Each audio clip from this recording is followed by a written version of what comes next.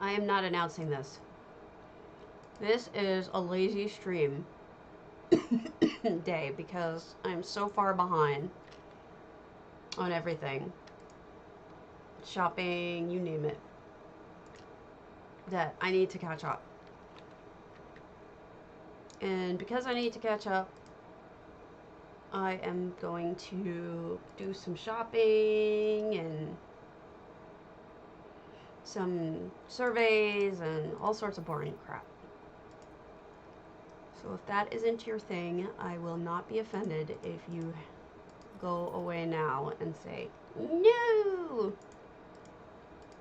Oh, sorry, my fan's on.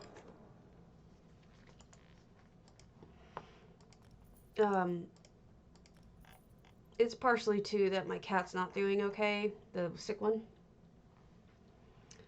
Waiting to hear what my husband has to say from the doctor, the vet. I have not been. I have this thing where I just don't like talking to the vets and getting the initial news. I don't like feeling it on the spot. I would rather hear it from him. Get down here, buddy. That's Van Gogh. He's fine.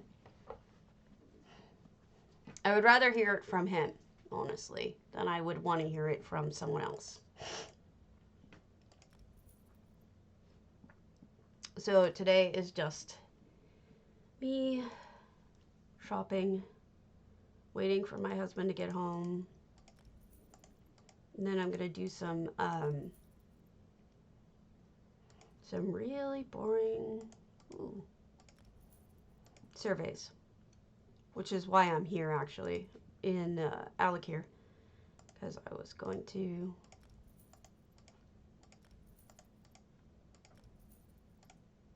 I don't think I need greens. I think I'm good on greens. All right, let's leave it at that. Okay. If anyone has any trading questions or building questions, I'm happy to answer.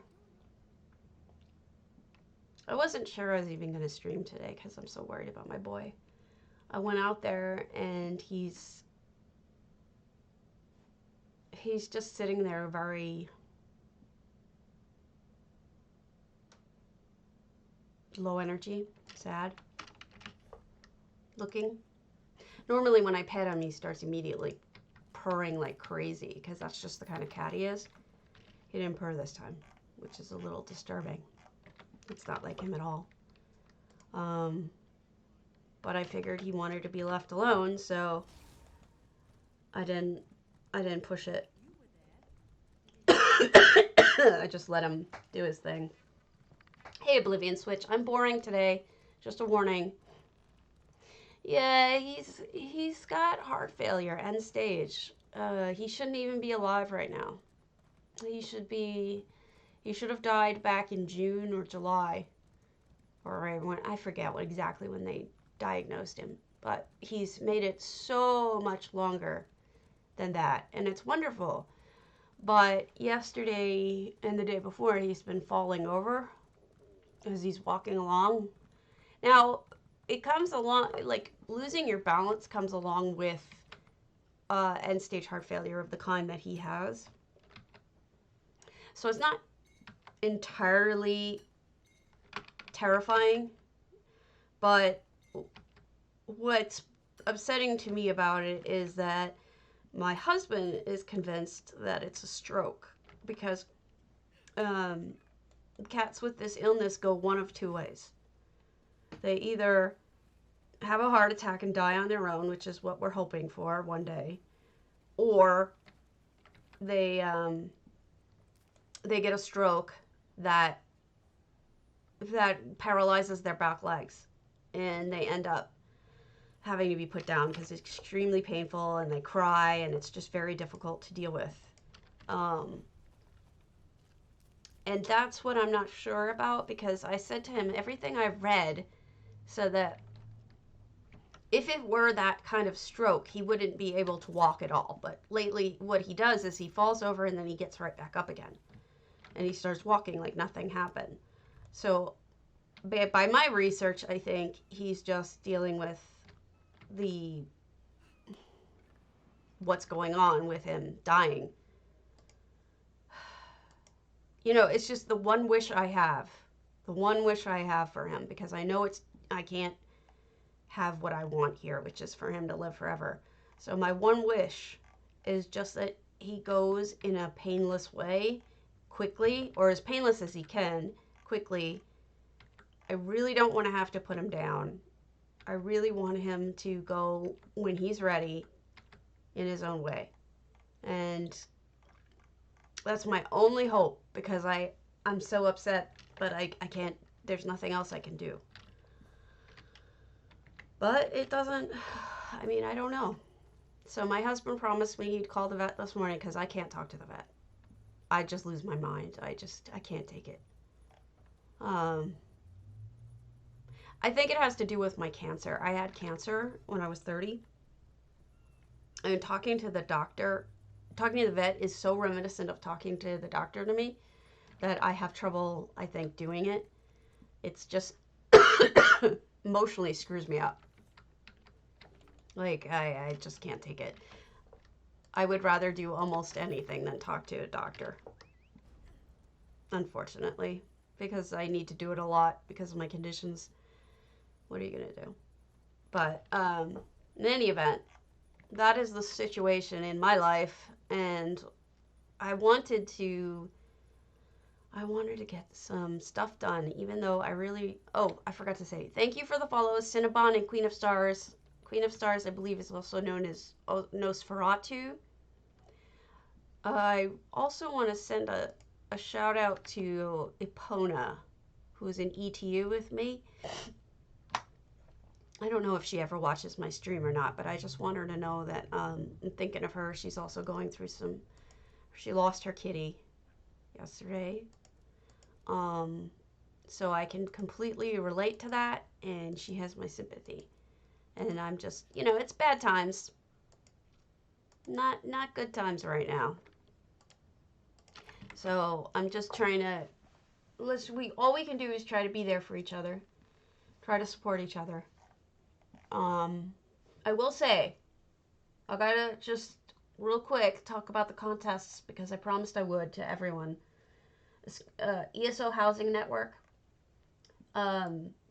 is having a contest due July 14th for 30 slot challenge, and they have certain requirements, and I'm just gonna post them here real quick, the link to their Discord, which is also below in case you miss it. If you want to join it, it's open to anybody, any platform. Well, he's not the first kitty I've lost. My husband and I actually adopt elder kitties on purpose. Our perspective was that most people don't want older kitties, and we have the experience and the knowledge, having been through many sick kitties, of the most prominent ways that they go, kitties in general, is heart trouble and kidneys. And we've been through, and cancer. And I've had experience with all of those. And, we are capable and do intravenous fluids, and, we pill the heart guys like 14 pills a day, in multiple times. We've got it down, is basically what I'm saying. So it's like, I would rather that people who have experience with it and aren't afraid to take an elder kitty with health issues be the ones who take it. The problem is, I'm a super empathetic person, so it cuts me to my soul when I lose one of these. But I think the hardest part is Grant, my baby boy who's sick now. When we got him, we didn't know he was sick. And we were told that his brother had a heart problem. We didn't know that this guy had a heart problem. So I let myself get really flippin' attached, because he was only 9 years old at the time. And I got attached. And he's 12 now. and his brother died in February. We were prepared for that. It was something we knew from the day we adopted Sherman, was that he had poor health and he wasn't going to make it. So it was kind of like amazing that he lasted as long as he did.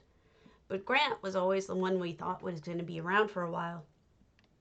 At the time, we hadn't done the research and didn't realize that Maine Coons, he's purebred, both of them. They were bought used, obviously. We didn't know at the time that purebred Maine Coons die almost always of heart failure. That it's a major issue, that they're actually trying to do genetic alterations on Maine Coons to stop it from happening. But they have not had that breakthrough yet. So we've got, I have not yet gotten my heart over the fact that, Grant's my baby. He is my very, very special baby. He's like he is the best cat I've ever had. He's glued to me. He's smart. He's well behaved. He's just a great cat. And, it sucks. I have a hard time with grief. I think everybody has a hard time with grief. I don't know where mine compares to other people's. But Lord knows that I've been trying to think about that particular issue for some time now. Trying to figure out, understand grief. Because I was going to write a book about it. Or at least write a book where that was a feature in it. And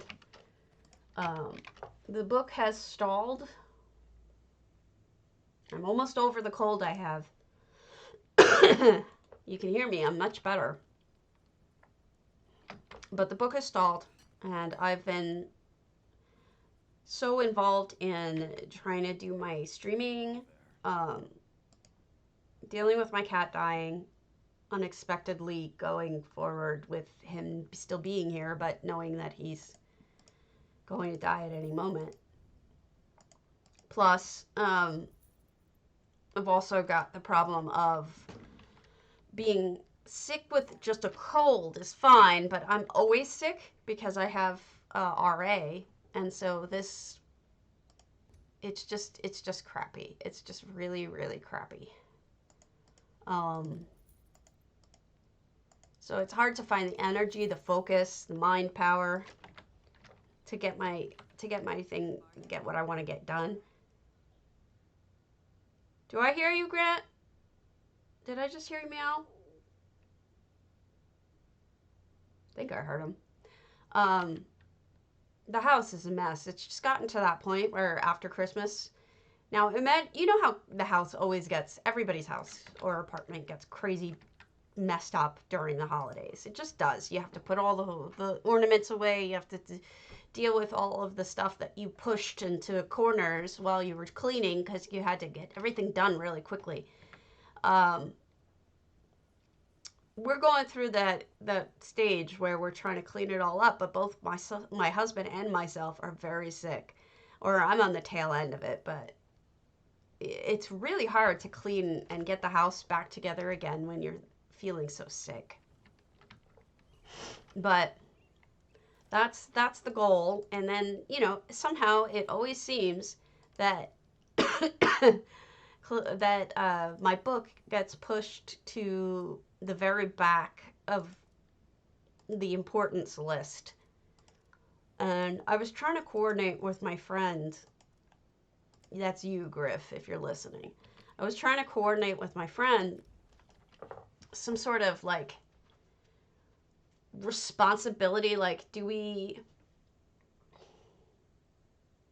holding each other responsible to how much writing we were trying to do in a day, because he's writing something too, but he's actually doing it, and so I can't really hold